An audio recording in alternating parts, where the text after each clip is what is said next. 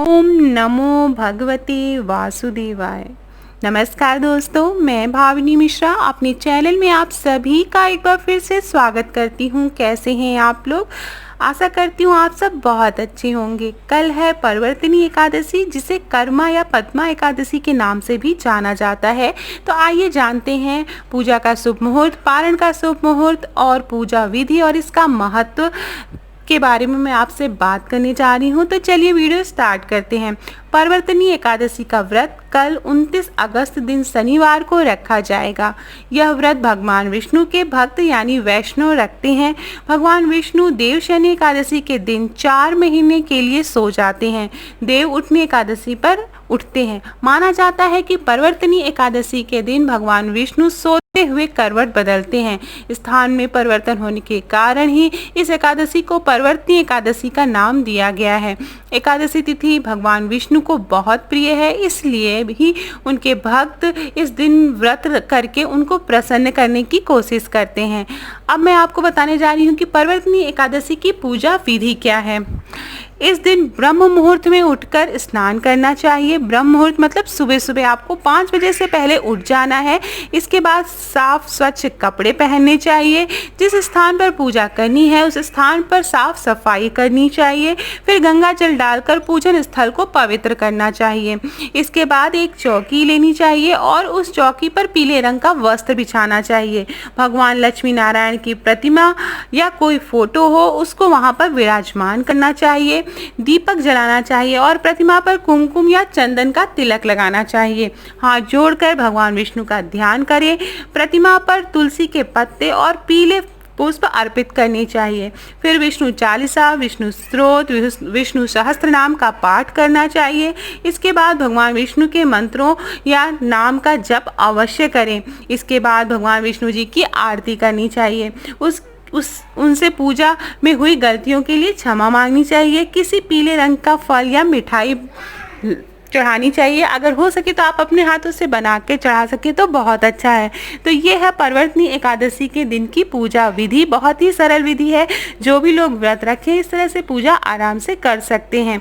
अब मैं आपको बताने जा रही हूँ कि पारण विधि क्या है, क्योंकि किसी भी एकादशी व्रत में पारण का बहुत ही अधिक महत्व होता है। तो पारण विधि मैं बताने जा रही हूँ। एकादशी के व्रत को समाप्त करने को पारण कहते हैं। एकादशी व्रत के अगले दिन सूर्योदय के बाद पारण किया जाता है। एकादशी व्रत का पारण द्वादशी तिथि समाप्त होने से पहले ही करना अति आवश्यक होता है। यदि द्वादशी तिथि सूर्योदय से पहले समाप्त हो गई हो तो एकादशी व्रत का पारण सूर्योदय के बाद ही होता है। द्वादशी तिथि के भीतर पारण न करना पाप करने के समान होता है। कभी कभी एकादशी व्रत लगातार 2 दिनों के लिए हो जाता है। जब एकादशी व्रत 2 दिन का होता है तब स्मार्त परवर्जनों को पहले दिन एकादशी व्रत करना चाहिए। दूसरे दिन वाली एकादशी को दूजी एकादशी कहते हैं। सन्यासियों, विधवाओं और मोक्ष प्राप्ति के इच्छुक श्रद्धालुओं को दूजी एकादशी के दिन व्रत करना चाहिए। जब जब एकादशी व्रत 2 दिन का होता है तब दूजी एकादशी और वैष्णव एकादशी एक ही दिन होती है। तो पारण विधि बताई मैंने।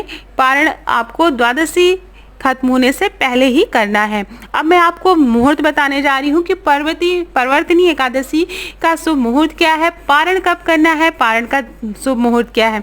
तो एकादशी तिथि जो है वो आरंभ हो जाएगी 28 अगस्त दिन शुक्रवार की सुबह 8:38 पर और एकादशी तिथि समाप्त होगी 29 अगस्त दिन शनिवार को सुबह 8:17 पर। तो उदया तिथि के हिसाब से एकादशी का व्रत जो है वह 29 अगस्त को रखा जाएगा। पारण का समय बताने जा रही हूँ। 30 अगस्त को पारण किया जाएगा। 30 अगस्त दिन रविवार की सुबह 5:58 से लेकर 8:21 के बीच में पारण आपको ज़रूर कर लेना है।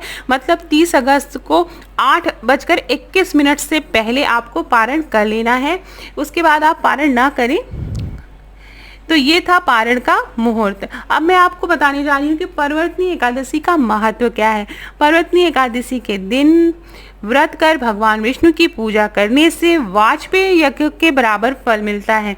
इस तिथि का महत्व बहुत अधिक माना गया है। परवर्तिनी एकादशी पर भगवान विष्णु की पूजा आराधना करने से मोक्ष की प्राप्ति होती है। भगवान विष्णु या उनके अवतारों की पूजा करने वाले भक्तों की भगवत दर्शन की इच्छा होती है। मान्यता है कि परिवर्तनी एकादशी के प्रभाव से यह इच्छा पूर्ण हो जाती है। माना जाता है कि इसी दिन भगवान अपने 5वें अवतार यानी वामन अवतार में पृथ्वी पर आए थे, इसलिए इस दिन वामन जयंती भी मनाई जाती है। इस दिन को वामन जयंती के रूप में भी मनाया जाता है।